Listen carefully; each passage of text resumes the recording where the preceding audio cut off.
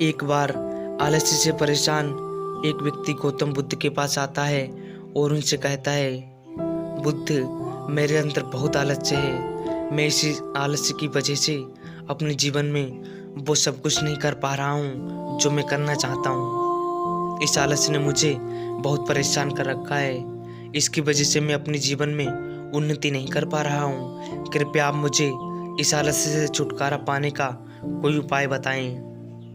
ये सुनकर गौतम बुद्ध मुस्कुराते हैं और उस आलसी व्यक्ति से कहते हैं, तुम्हें कैसे पता कि तुम्हारे अंदर आलस्य है? उस आलसी व्यक्ति ने कहा, बुद्ध, केवल मैं ही नहीं बल्कि मेरा पूरा परिवार भी यही कहता है कि मैं एक आलसी व्यक्ति हूँ। बुद्ध ने कहा, क्या तुम मुझे इसका प्रमाण दे सकते हो कि तुम एक आलसी व्यक्ति हो? उस आलसी व्यक्ति ने कहा, हाँ बुद्ध, मैं प्रमाण दे सकता हूँ।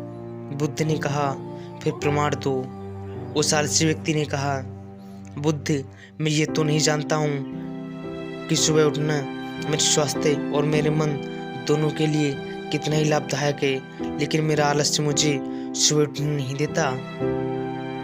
बुद्ध ने कहा, अच्छा, परंतु क्या तुम्हें पता है कि आलस्य क्या होता है? उस आलसी व्यक्ति ने कहा, बुद्ध, मुझे ये तो नहीं मालूम कि आलस्य क्या होता है, लेकिन ये जो कुछ भी है बहुत बुरा है। बुद्ध ने कहा, आलस्य एक मानसिक अवस्था है, एक भाव है, एक विचार है जिसे जाने अनजाने में हम इंसान खुद ही अपने अंदर पैदा करते हैं। आलसी व्यक्ति ने कहा, परंतु कैसे बुद्ध?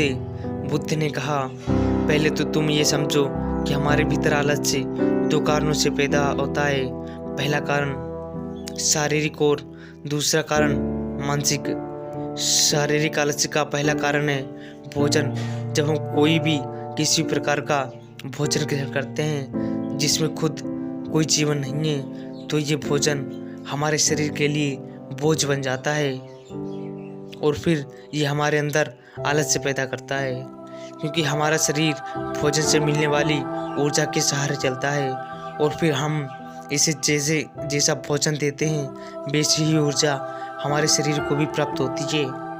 इसलिए अगर तुम आलस्य से बचना चाहते हो तो आसानी से पचने वाली और सीधे प्राकृतिक से प्राप्त होने वाले भोज्य पदार्थों को अपने भोजन में शामिल कीजिए।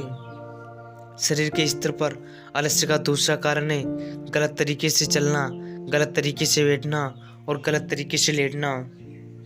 गौतम बुद्ध ने आश्रम के भिक्षुओं की तरफ इशारा करते हुए उस आलसी व्यक्ति से कहा, ध्यान से देखो तो तुम्हें आश्रम के इन भिक्षुओं के चलने बैठने और लेटने की अवस्थाओं में एक विशेष प्रकार का परिवर्तन नजर आएगा। जब ये चलते हैं तो इनके पैरों के बीच एक तालमेल होता है।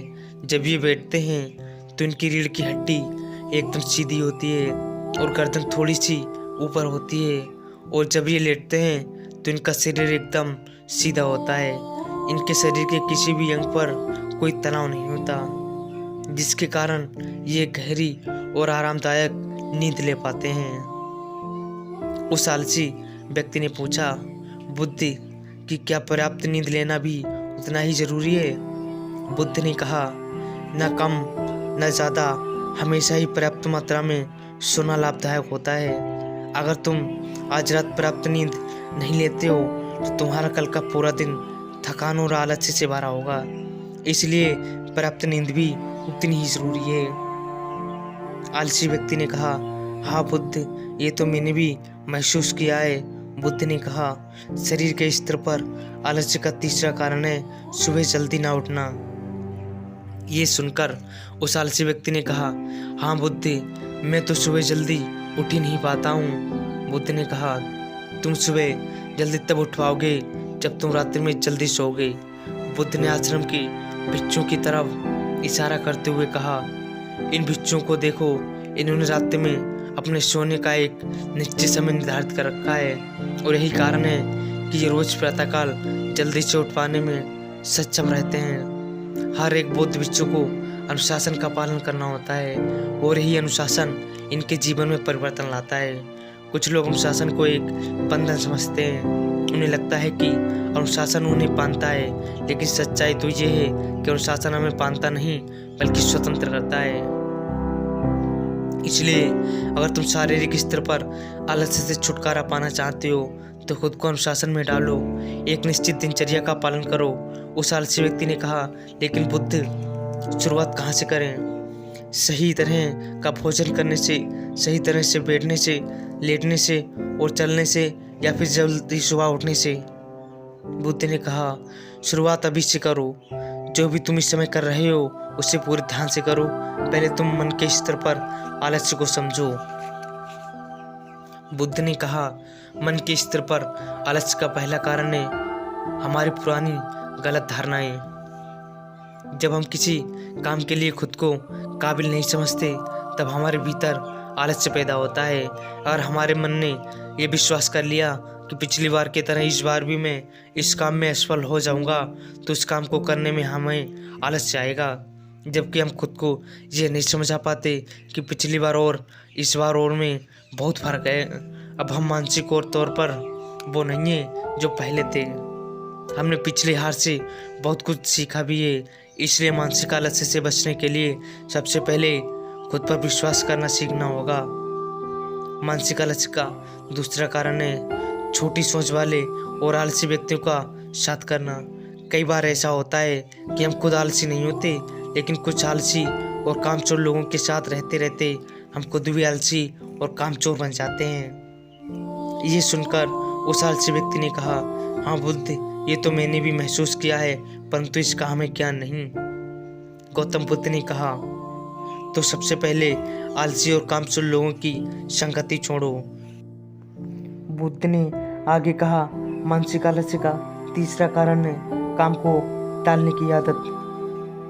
बुद्ध आगे कहते हैं, यह आदत एक ऐसी आदत है जो हमारे जीवन को पूरी तरह बर्बाद कर देती है। हम अक्सर ये देखते हैं कि जब कोई काम आता है तो उसे कल पे या बाद के लिए छोड़ देते हैं, लेकिन ऐसा करना हमारे लिए कितना हानिकारक होता है ये हम पूरी तरह नहीं जानते। इसलिए ये आदत आज और अभी से बंद कर दीजिए। गौतम बुद्ध की बातें सुनकर वो आलसी व्यक्ति कहता है, हे ईश्वर, आपने मेरी आंखें खोल दी। अगर ये सब मुझे पहले पता होता तो आज मैं कहाँ कब का कहाँ पहुँच गया होता। किस तरह से मैं आपका धन्यवाद करूँ। धन्यवाद महात्मन।